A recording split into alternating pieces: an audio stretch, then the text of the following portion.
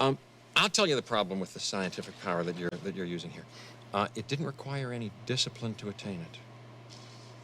You know, you read what others had done, and you took the next step. You didn't earn the knowledge for yourselves, so you don't take any responsibility for it.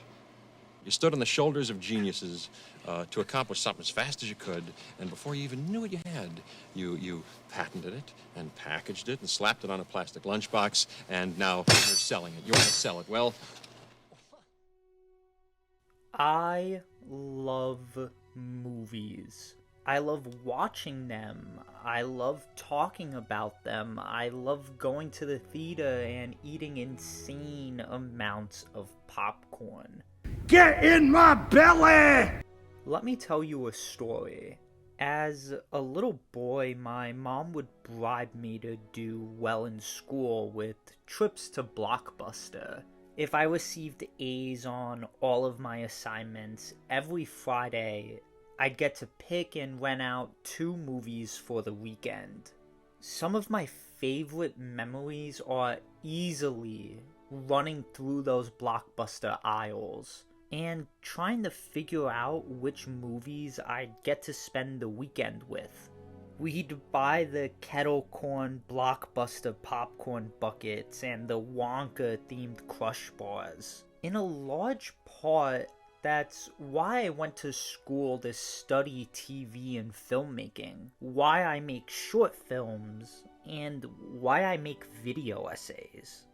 The reason why I bring all of this up is because of the current state of Hollywood, streaming, and how the emergence of AI all seem to threaten the future of films and the human connection we all share through them. Films like Wes Anderson's Asteroid City barely get 2 weeks in theaters before they're shoved on the streaming in order to appease shareholders. VFX artists and animators are being overworked and underpaid.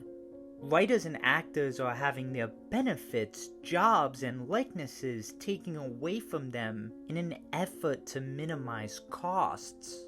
Studios seem to be fighting for a future where our films and shows are spearheaded by AI.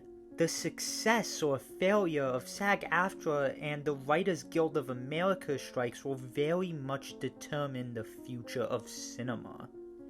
And the thought of failure is a very bleak and scary thing.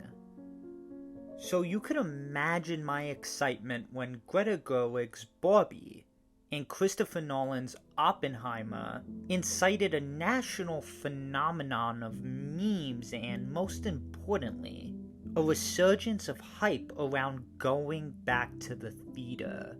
Sure, there have been box office hits in recent years, but none managed to gather such mainstream popularity as much as Barbenheimer has.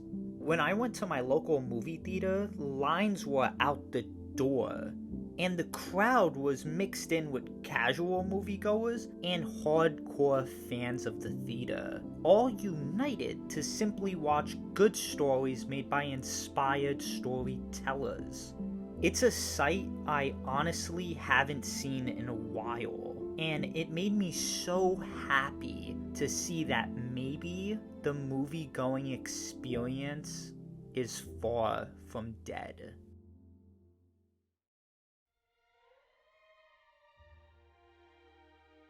Realistically, a Barbie movie meant to kickstart a whole series of films based on Mattel toys in order to sell more Mattel toys shouldn't have been as good as it is. Yet, Greta Gerwig's Barbie is pure fun. From the performances, to the writing, to the set design, to Ryan Gosling's musical numbers. It's very clear that Greta had a story to tell, the ability to make the movie she wanted, and had a lot of fun doing it. As a comedy, there wasn't a joke I didn't find myself laughing at, and the story had genuine thought and care behind it. It's funny to say, but the Barbie movie actually tells a mature story dealing with themes of discovering oneself, purpose, and the dangers of toxic masculinity, as well as toxic femininity. I was really nervous about the real-world component of the film. I hate it when movies create unique fictional worlds, only for the main character to leave it behind in favor of a boring city landscape. But Barbie is the exception.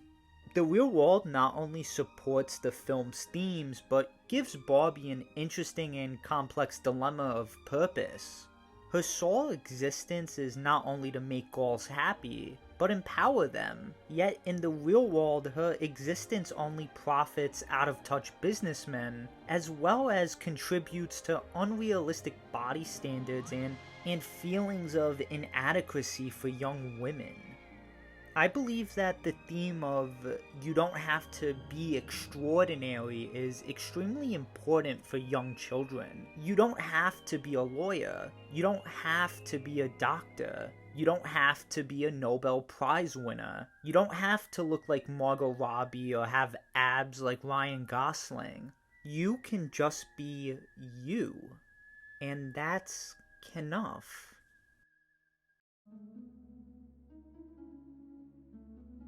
The amount of dread and intensity I felt while watching Oppenheimer makes me want to say it's one of the best horror movies in recent years. There's so many scenes that handle anxiety, suspense, and uncomfortability so expertly. It's nothing new to say that a Christopher Nolan film is thought-provoking. But the elements of horror are something I wasn't prepared for. I don't want to limit the film to only the horror genre.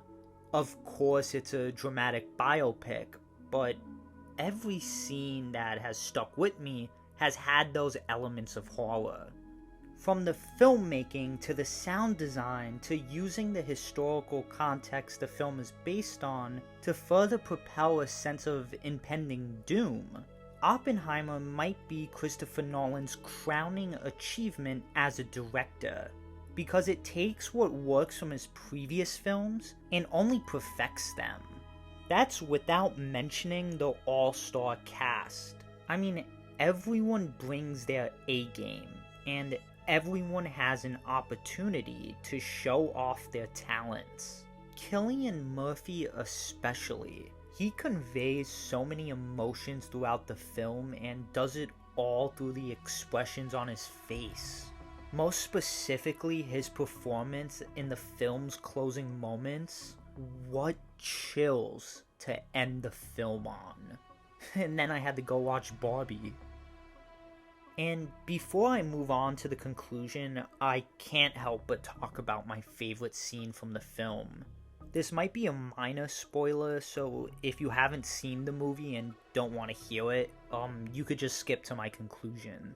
The scene where Oppenheimer has a panic attack after realizing that the bomb killed so many people is just phenomenal. Oppenheimer has to give a speech in front of a proud audience.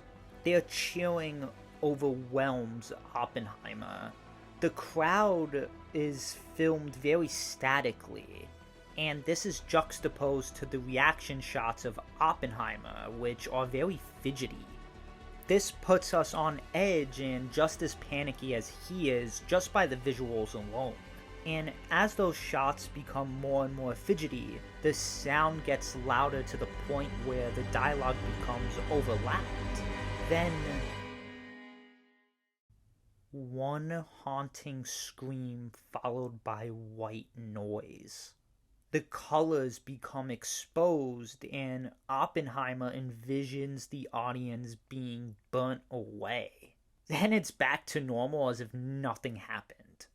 The scene preys on your senses and it really drives home how haunting it is that so many voices were silenced when the bombs were dropped. And even worse, the weapon that caused so much destruction is now in our arsenal of war. What's even scarier? That it's real. Let me take you back to that story. In that blockbuster, the first movies I ever remember renting, the first movies I ever remember watching were Jaws and Jurassic Park. My adolescent brain was immediately drawn to covers of a shark and a T-Rex. I spent the weekend with them. I was horrified, entertained, but what I'm most grateful for is how they inspired me. I was intrigued enough to ask questions like, how did they bring the dinosaurs back to life? Of course, I actually thought the dinosaurs were real. I mean, I was a kid, I didn't know any better. But that's a testament to the amount of time and effort put into making them and their world feel tangible. And in my own adolescent way, it was my mind trying to figure out the basic essentials of how to make a movie. And the answer is the creativity and hard work of people. You can't have the financial, critical, and pop cultural success of Barbenheimer without Greta Gerwig, Christopher Nolan, Noah Baumbach, Margot Robbie, Cillian Murphy, Emily Blunt, Ryan Gosling, Robert Downey Jr., Florence Pugh, Matt Damon, America Ferrera, and hundreds of dedicated cast and crew members that worked tirelessly to make these films as great as they are. Like it or not, film is a means of communication. It's how we communicate stories, philosophies, ideologies, jokes, and emotions, all things that make us human. We want to be able to laugh, cry, be scared, fall in love. We want to have our perspectives challenged and feelings justified. That's the power of great storytelling and the essence of cinema. You can't tell human stories without the human, because at the end of the day, all it will be is artificial.